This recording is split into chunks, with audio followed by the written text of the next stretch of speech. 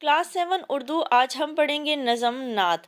پڑھنے سے پہلے پوچھئے، سوال ہے نعت کسے کہتے ہیں؟ جواب ہے ایسا کلام یا ایسی نظم جس میں حضرت محمد رسول اللہ صلی اللہ علیہ وآلہ وسلم کی تعریف بیان کی جائے، اسے نعت کہتے ہیں۔ سوال ہے اپنا پسندیدہ نعتیہ شعر سنائیں، یعنی نعت کا کوئی بھی اپنا پسندیدہ شعر سنائیں۔ دونوں عالم کی سعادت ہاتھ آئے گی ظہور، دونوں عالم کی سعادت ہاتھ آئے گی ظہور، جب بنے گا تو محمد صلی اللہ علیہ وآلہ وسلم کے غلاموں کا غلام۔ اہم الفاظ: پیغامبر، پیغامبر کے معنی ہیں اللہ تعالیٰ کا پیغام پہنچانے والا۔ اسود و احمر، کالا اور سرخ۔ خیر امت، تمام امتوں میں سب سے افضل۔ خیر البشر، تمام انسانوں میں افضل۔ خیر الرسول، خیر الرسول کے معنی ہے تمام رسولوں میں افضل۔ خیر الانام، خیر الانام کے معنی ہے تمام مخلوقات میں افضل۔ شافع روز جزا، قیامت کے دن شفاعت کرنے والا۔ ساقی کوثر، حوض کوثر سے پانی پلانے والا۔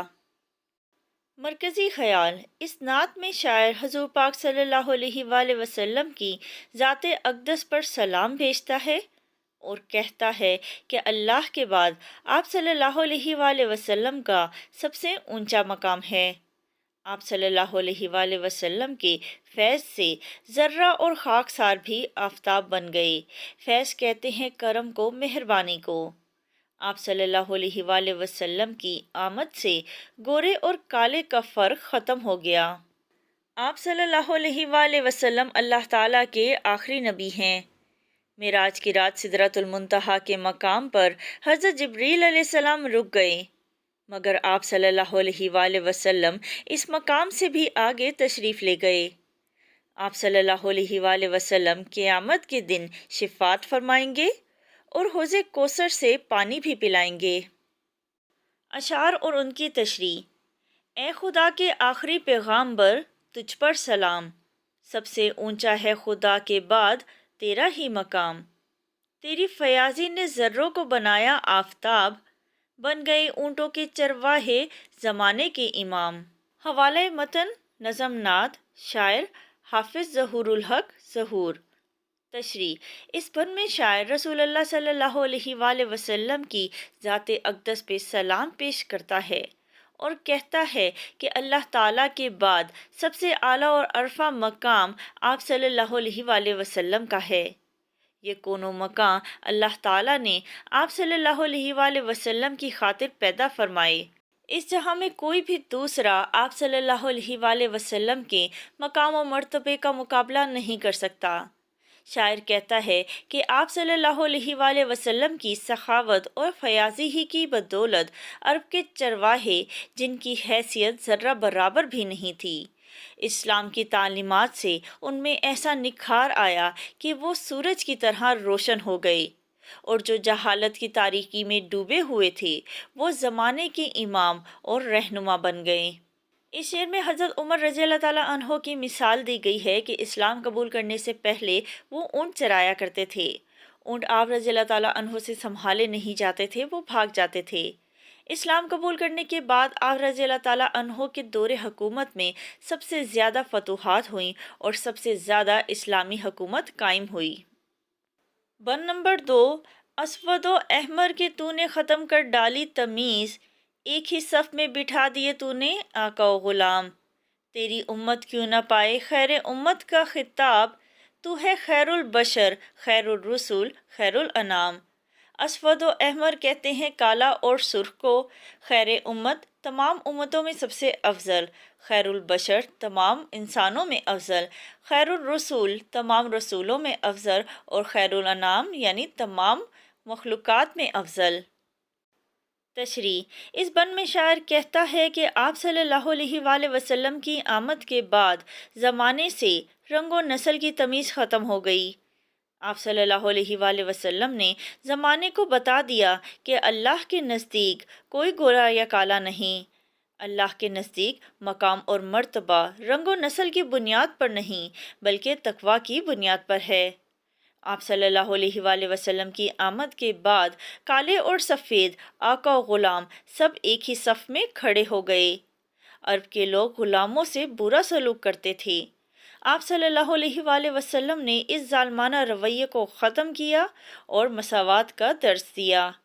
آپ صلی اللہ علیہ وآلہ وسلم کی امت کو خیر امت یعنی تمام امتوں میں افضل کے خطاب سے نوازا گیا، کیونکہ اس امت کے پیشوا کہتے ہیں رہنما کو، خلیفہ کو، تمام انسانوں سے افضل، مخلوقات سے افضل، رسولوں سے بھی افضل ہیں۔ تو آپ صلی اللہ علیہ وآلہ وسلم کی امت تمام امتوں سے کیوں کر بہتر نہ ہو۔ بن نمبر 3، تو جہاں میں ہے خدا کا آخری پیغامبر، ختم تجھ پر نبوت، تجھ پہ ہر نعمت تمام۔ لیلۃ الاسراء میں سدرہ پر رکے روح الامین اور سدرہ سے کہیں آگے ہوا تیرا مقام۔ لیلۃ الاسراء کہتے ہیں معراج کی رات، شب معراج کو۔ تشریح: شاعر کہتا ہے کہ آپ صلی اللہ علیہ وآلہ وسلم اس کائنات میں اللہ کا پیغام یعنی دین کی تبلیغ کرنے والے آخری نبی ہیں۔ آپ صلی اللہ علیہ وآلہ وسلم پر نبوت کا سلسلہ ختم ہو چکا ہے۔ اللہ نے آپ صلی اللہ علیہ وآلہ وسلم پر اپنا دین مکمل کر دیا۔ آپ صلی اللہ علیہ وآلہ وسلم کے بعد قیامت تک کوئی نبی نہیں آئے گا۔ شاعر واقعہ معراج کا ذکر کرتے ہوئے کہتا ہے کہ جب اللہ تعالیٰ نے آپ صلی اللہ علیہ وآلہ وسلم کو شب معراج میں آسمانوں کی سیر کروائی تو ایک مقام سدرۃ المنتہا پر جا کر جبریل امین علیہ السلام رک گئے اور عرض کیا کہ اس سے آگے میں نہیں جا سکتا، جبکہ آپ صلی اللہ علیہ وآلہ وسلم اس سے کئی آگے عرش معلیٰ تک گئے، یعنی فرشتوں کے سردار جبریل امین علیہ السلام بھی آپ صلی اللہ علیہ وآلہ وسلم کے مقام تک نہ پہنچ سکے۔ بن نمبر 4، شافع روز جزا اور ساقی کوثر ہے تو حبیب کبریا، تو رسولوں کا امام۔ دونوں عالم کی سعادت ہاتھ آئے گی ظہور، جب بنے گا تو محمد صلی اللہ علیہ وآلہ وسلم کے غلاموں کا غلام۔ شافع روز جزا کے معنی ہیں قیامت کے دن شفاعت کرنے والا، ساقی کوثر حوض کوثر سے پانی پلانے والا، حبیب کبریا، کبریا اللہ تعالیٰ کا صفاتی نام ہے جس کے معنی ہیں بزرگی، عظمت، بڑائی۔ تشریح: اس بن میں شاعر آپ صلی اللہ علیہ وآلہ وسلم کی عظمت بیان کرتے ہوئے کہتا ہے کہ آپ صلی اللہ علیہ وآلہ وسلم روز قیامت اپنی امت کی شفاعت فرمائیں گے، اور قیامت کے دن جب سورج سوا نیزے پر ہوگا تو آپ صلی اللہ علیہ وآلہ وسلم ہی اپنی پیاسی امت کو حوض کوثر سے جام پلائیں گے۔ آپ صلی اللہ علیہ وآلہ وسلم اللہ تعالیٰ کے محبوب اور تمام رسولوں کے امام ہیں۔ شاعر خود کو مخاطب ہو کر کہتا ہے کہ اے ظہور، دنیا اور آخرت کی کامیابی اس وقت ملے گی جب تو حضور اکرم صلی اللہ علیہ وآلہ وسلم کے غلاموں کا غلام بنے گا۔ غلام بننے کے لیے آپ صلی اللہ علیہ وآلہ وسلم کی اطاعت بے حد ضروری ہے، ورنہ کچھ حاصل نہ ہوگا، کیونکہ اللہ تعالیٰ نے آپ صلی اللہ علیہ وآلہ وسلم کی اطاعت کو اپنی اطاعت قرار دیا ہے۔ آپ صلی اللہ علیہ وآلہ وسلم کے بتائے ہوئے راستے پر چلنے میں ہی ہماری بھلائی ہے۔